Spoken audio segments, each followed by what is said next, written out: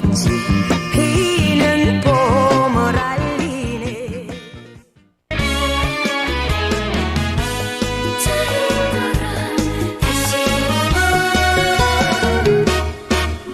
자, 황기식의 국제시장, 국제뉴스. 황기식 교수님 참 오랜만인 것 같아요. 네, 그렇습니다. 동아대 국제전문대학원 황기식 교수 함께합니다. 어서 오십시오. 어서 오십시오. 안녕하십니까? 예, 한 3주 만에 황기식 교수님 만나는데 그동안 뭐 국제뉴스가 어마어마하게 많이 들었습니다. 일단 가장 좀 주목되는 게 중국 20차 공산당 당대회 22일까지 열리는데요. 시 주석의 3연임은 어느 정도 뭐 결정이 된 것 같은데 그 새 지도부가 누가 되느냐, 요게 굉장히 좀 주목되는 부분이라고요? 그렇습니다. 그 5년마다 한 번씩 개최하니까 앞으로 5년 동안 중국을 누가 이끌어가고 또 앞으로 주요 정책을 어떤 것들로 해서 중국 경제와 사회를 이끌어갈 거냐, 이 상당히 관심이 가는 건데 네. 어제부터 개막을 했으니까 이번 주 일주일 내도록 지금 대회가 열리겠습니다. 그 중국 공산당의 당원이 1억 명 정도로 보거든요.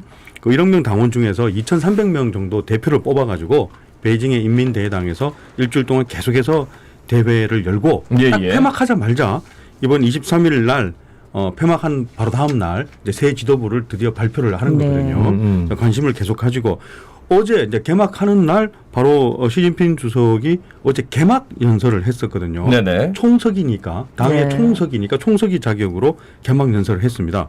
이게 상당히 관심 가지고 저는 어떤 단어를 많이 쓰고 어떤 내용을 강조할까 네네네. 대충 이렇게 짚어볼 수 있는 거니까. 그렇죠. 1시간 45분이나 어제 연설을 했습니다. 1시간 45분이요. 상당히 중요한 회의니까요. 네네. 아까 그 말씀하셨지만 3년임이라는 건 5년에 한 번씩 이제 그 연임을 하는 거, 재임을 하는 거니까 3년이면 15년을 중국을 이끌어간다는 얘기가 되는 그렇죠. 거고, 그러면은 중국 지도자들이 대부분 저렇게 10년, 15년씩 하냐 했지만은 마오쩌둥 이후로는 80년대 이후로는 딱 2번 하는 거, 재임하는 것만이 이제 그 관례로 굳어졌었는데 장쩌민 총서기도 그렇고 후진타오 총서기도 그렇고 3년임 하지는 않았거든요. 재임했었는데 이번 80년대 이후로 이번에 3년임에 하는 것이 거의 확정되어 있으니까 그러면 15년을 이제 중국을 이끌어가는 거니까 그것이 결정되는 당대회니까 얼마나 본인에게도 중요하겠습니까? 어제 1시간 45분 동안 했는데 저는 중요한 3가지 정도로 이렇게 이게 하이라이트 연설이 되겠다. 첫 번째가 아무래도 본인이 3년임을 하니까 시진핑 주석 본인에게로 통치권이 강화되는 것을 정당화시키는 그런 내용을 얘기를 많이 했습니다. 즉 당 중앙의 집중 통일 영도력을 강화해야 된다. 이런 얘기는 바로 이제 그런 뜻으로 해석이 됐고요. 그 다음에 우리도 관심이 많은데 어제 이 부분도 상당히 많은 얘기를 했는데 대만하고의 통일에 대해서 대만 통일은 반드시 실현하겠다 얘기하고 그 충격적으로 무력 사용은 포기하지 않는다라는 얘기를 직접 했습니다. 무력 사용까지 포함해서 다양한 방법을 강구하겠다라는 얘기를 했으니까. 그 다음에 세 번째는 그 미국하고 서방 세력, 외부 세력이 간섭 활동을 이제 그만해야 된다. 이 부분에 대해서는 계속해서 이제 집권하는 지난 10년 동안 계속 강조했던 내용이고요. 자, 이제 일주일 동안 벌어질 이번 20차 공산당 당대회의 핵심 관전 포인트는 첫 번째가 아무래도 이제 얘기했지만 진짜로 시진핑 주석이 3년임 할 거냐, 이거는 어느 정도 알려져 있고, 그 다음에 3년임을 하고 나면은 다음 후계자는 어느 정도 윤곽이 드러나지 않겠느냐. 이거에 대해서 제일 관심사입니다. 지금까지 계속 그래왔듯이 시진핑 주석 본인도 50대 초중반에 중앙정치국의 상무위원으로 새로 명단에 들어간 사람이었거든요. 그렇죠. 그럼 이번에 중앙정치국 상무위원회 7명이나 되는데 그 중에서 50대 한 중반 정도로 그런 후계자로 여길 만한 사람이 지명이 될 거냐. 이게 제일 1관심 사항이고요. 그리고 이제 일주일 있다가 바로 새 지도부를 발표하는데 아까 얘기한 상무위원회 7명은 누가 될 거고 중앙정치국 25명은 누가 될 건데 이 중에 시진핑 주석의 측근이 과연 몇 % 정도 포진을 할 거고 시진핑 주석 라인이라고 분류되지 않는 소위 리컨창 총리 라인, 그다음 후추나 부총리 라인, 이런 그 다른 계파에는 과연 어느 정도가 배려가 될 거냐. 이것도 상당히 일주일 안에 이제 가려지겠죠. 그리고 리커창 총리가 2인자인데 리커창 총리가 이제 다 10년이 다 됐습니다. 2023년 내년 봄 되면 10년이 되기 때문에 2인자로 볼 수 있는 국무원 총리는 리커창 총리 다음에 누가 될 거냐. 이것도 하이라이트가 될 것 같고요. 그다음에 이거는 뭐 좀 재밌는 얘기인데 그 호칭 같은 경우에도 그 마오쩌둥에게는 영수라는 칭호가 있었는데 이번에 그 시진핑 주석에게 우리 영수라는 그런 표현이 이제 좀 들어갈까 이런 것도 저는 개인적으로 관심을 가지고 보고 있습니다. 예. 네. 자, 다음 소식은 이창용 한국은행 총재가 IMF 월드뱅크 총회에서 연설을 했다 하는데 어떤 내용이었습니까? 네, 저는 이걸 좀 알려드려야 될 것 같아요. 지금 네. 우리 글로벌 우리 경제도 그렇지만 미국하고 유럽, 영국 그 중남미 할 거 없이 세계 경제가 글로벌 경제 위기지 않습니까? 그렇죠. 강 달러, 스트롱 달러, 킹 달러 해가지고 빚을 못 갚는 나라도 너무 많고 미국 자체도 지금 중간 선거 앞두고 인플레이션에 목을 매달고 있고요. 네. 네네. 그래서 그 한국은행 이창용 한국은행 총재가 IMF하고 월드뱅크 지난주에 있었던 총회에 참석을 했는데 예. 정확하게 끝나고 나서 기자들에게 자세하게 설명을 했어요. 예. 한국의 입장을. 그 제목은 그 세계 경제와 한국의 통화 정책 이렇게 해서 그 기자회견을 했는데 네네. 그 본인이 일단 보는 현재 세계적 인플레이션, 에너지 위기, 스트롱 달러 문제는 우크라이나 전쟁이 빨리 끝나야 해결이 된다. 그런데 포인트는 이게 생각보다 제가 보기에는 전쟁이 생각보다는 길어질 수도 있겠다. 네네. 라는 얘기를 했습니다. 그래서 전쟁이 빨리 끝나는 걸 대비해서 거기서 계획을 짤 것이 아니라 생각보다 길어질 수도 있음을 대비해서 이제 경제 계획을 짜야 된다는 쪽에 상당한 좀 포인트가 있더라고요. 네네. 그다음 자세하게 설명을 했는데 그 강 달러, 스트롱 달러하고 고유가 현상이 함께 한꺼번에 나타나는 바람에 이게 원래 이런 현상이 나타나면 저소득 국가 개발도상국에서 먼저 타격을 받잖아요. 네네. 근데 그것뿐만 아니라 파급 효과가 일어난다는 거죠. 영어로 얘기를 하더라고요. 스필 오버. 파급 효과는 저소득 국가에서 이제 영국 같은 선진국 국가에게도 이런 경제 위기가 파급 효과가 일어나기 때문에 네네. 이거는 이번 경제 위기에 또 새롭게 나타나는 현상이다. 그 실제로 영국이 지금 그런 현상을 겪고 있지 않습니까? 이걸 파급 효과로 보는구나. 그래서 두 번째가 달러 외채가 많은 나라는 너무 킹 달러이기 때문에 채무 구조 조정을 빨리 논의해 줘야 된다라는 얘기하고 이것도 재밌는 얘기입니다. 우리 지금 한미 통화 늘 스와프 해가지고 환율을 안정시키는 그런 방법을 많이 강구하잖아요. 근데 한국은행 총재가 한미 통화 스와프는 환율 안정에 만병통치약은 아니다. 심리적인 안정감에는 도움을 줄 수 있겠지만 이거에만 목매달아서는 안 된다라는 얘기를 했어요. 그래서 한미 통화 스와프의 제한적인 효용 효과 이런 얘기도 강조를 했고. 네네. 그렇다면 지금 그 우리 한국이 저 외환위기 다시 도래하는 거 아니냐? 네, 통화 네, 스와프도 네. 그러면은 그런데 2008년 얘기를 많이 하시는데 본인 얘기로는 2008년하고 지금 2022년의 한국의 상황은 많이 다르기 때문에 유동성 위기를 꼭 그렇게 걱정할 필요는 없다라는 얘기로 잘라서 말했습니다. 그리고 우리 코너에서도 많이 다뤘는데 현재 세계 무역과 세계 경제가 미국하고 중국으로 나뉘면서 네네. 한국에게도 어느 편을 들래 뭐 이런 선택이 압박이 오잖아요. 그렇죠. 네. 여기에 대해서 그런 분절하에 꼭 어느 편을 드는 쪽으로 갈 것이 아니라 한국은 IMF나 WTO 세계 무역기구 같은 다자주의 전 세계 국가가 참여하는 그런 다자주의 제도들에게 더욱 더 적극 참여함으로써 극복해야 된다. 네네. 이런 얘기를 했습니다. 그래요. 뭐 시사하는 바가 참 많은데 근데 당장 뭔가 이렇게 뾰족한 방법이 하나도 없는 것 같아가지고 어떤 방향성은 있는 것 같아요. 방향성이 있죠. 예, 그렇죠? 방향성이 있죠. 앞서 언급하셨듯이 영국이 지금 굉장히 경제적 위기에 봉착하고 있는데 영국 트러스 새 총리 임기 시작한 지도 얼마 안 됐어요. 네. 보리스 총리 나간 다음에 누가 되느냐 했는데 벌써 경제정책 실패해가지고 사퇴 위기에 몰려있다고요? 네, 바이든 대통령도 공격을 하고 있다고요? 그렇죠. 이례적인 현상입니다. 예. 그 트러스 총리가 9월 6일 날 취임했거든요. 네. 네. 지금 이제 한 40일 정도 됐나요? 예. 그러니까 한참 지금 새로운 뭐 정책을 펼쳐볼 때인데 이미 나가라.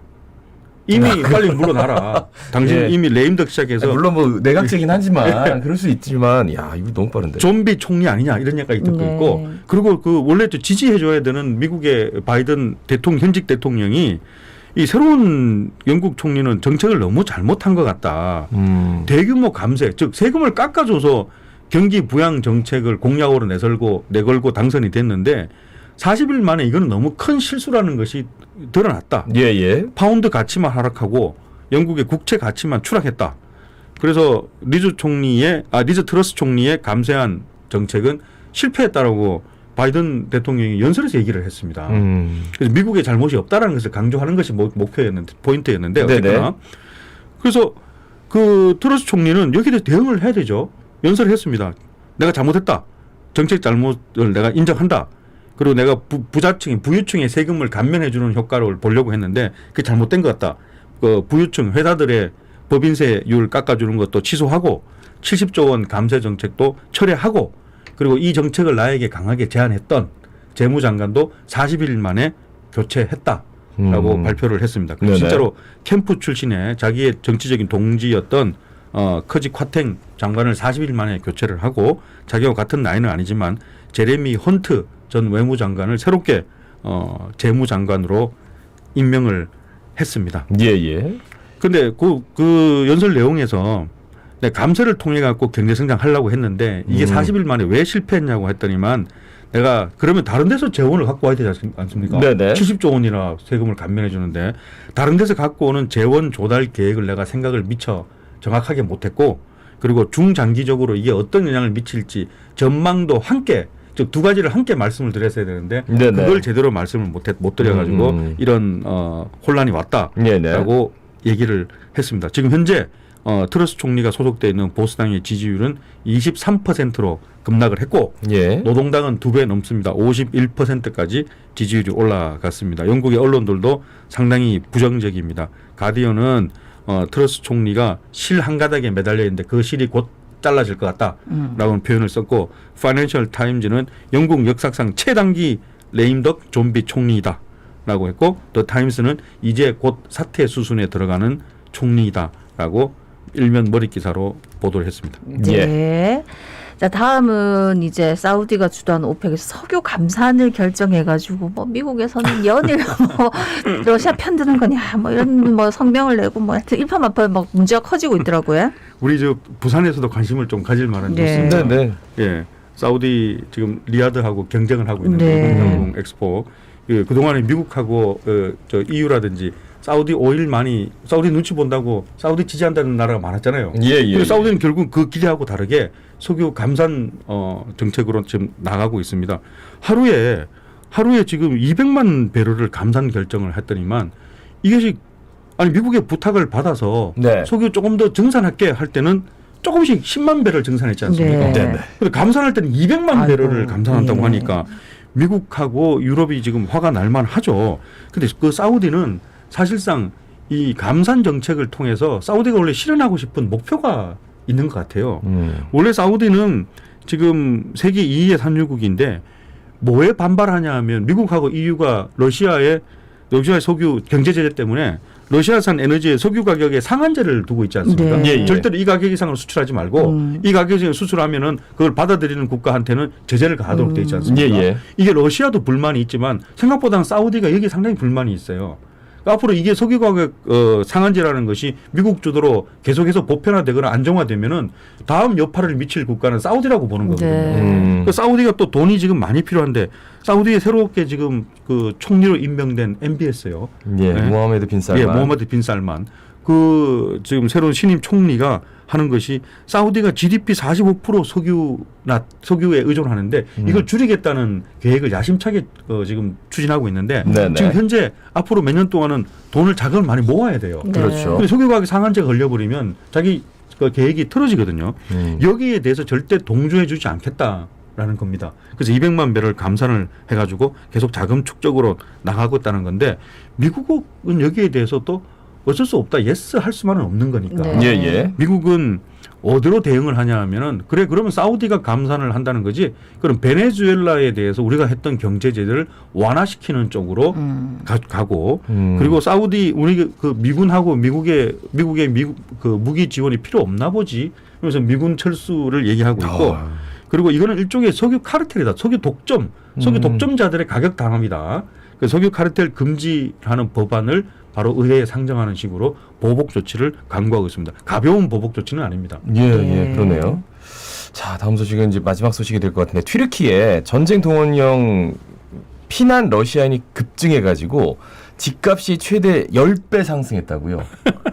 이 튀르키예가 또 왜 이런 영향을 받는지 러시아에서 동원령을 내리니까 네. 다 지금 이웃 국가로 도망을 가야 네. 되는데 제일 가까운 국가이고 제일 또 가기 쉽고 기후가 좋은 게 튀르키예의 간문 도시 안탈리아거든요. 예, 기중의 예. 대표적인 도시입니다. 예. 해양 도시 또 그 휴양 도시인데 거기에 지금 43만 명이나 러시아 사람이 몰려갔습니다. 그럼 거기 가서 처음에는 관광 비자로 가겠지만 전쟁 동원령을 피하려면 일정 정도 거기 머물러 있어야 네. 전쟁 동원령을 피하지 않겠습니까? 예, 예. 그럼 관광 비자에서 일단 거주 비자로 바꿔야 하기 때문에 네. 거주 비자를 바꾸는데 가장 간단한 방법은 집이 있어요. 거기 집을 사는 거 주택을 네. 매입하는 거거든요. 그렇다면 그 안탈리아 도시에 43만 명이나 집을 살려고 하니까 아파트 가격이 약 한 2억 원에서 10억 원 이상으로 지금 천정부지로 올라가는 그런 현상이 벌어지고 있습니다. 이게 좋겠습니까? 거기 살고 있는 주민들 얼마나 그러니까, 고통스럽겠습니까? 예. 그리고 좀 튀르키예는 이 소식뿐만 아니라 지금 북부 지역에 지난주에 탄광 폭발 사고가 나가지고 사망자가 41명까지 지금 확인되고 있습니다. 안탈리아 하면 조용한 휴양 도시로 알려져 있는데 갑자기 큰일이네. 예, 아유, 그것도 그렇죠. 우크라이나 그 러시아 전쟁 빨리 좀 해결이 그러니까. 돼야 되는데 예. 이게 장기간이 되니까 정말 예상치 못한 곳에서 여기저기서 그냥 뻥뻥 뉴스가 터지던데 아유, 이런 뉴스 그냥 전쟁 그만하면 되는데 말이죠. 참 답답합니다. 예, 오늘 말씀 여기까지 듣죠. 고맙습니다. 고맙습니다. 감사합니다. 지금까지 동아대 국제전문대학원의 황기식 교수였습니다. 예, 저 마칠 때마다 그동안 마스크 단디 쓰고 손매매 씻고 사람 많은데 피하자 했는데 지금 코로나19 상황은 뭐 아직 정확하게 모르겠습니다만 조금 나아지나 싶은데 좀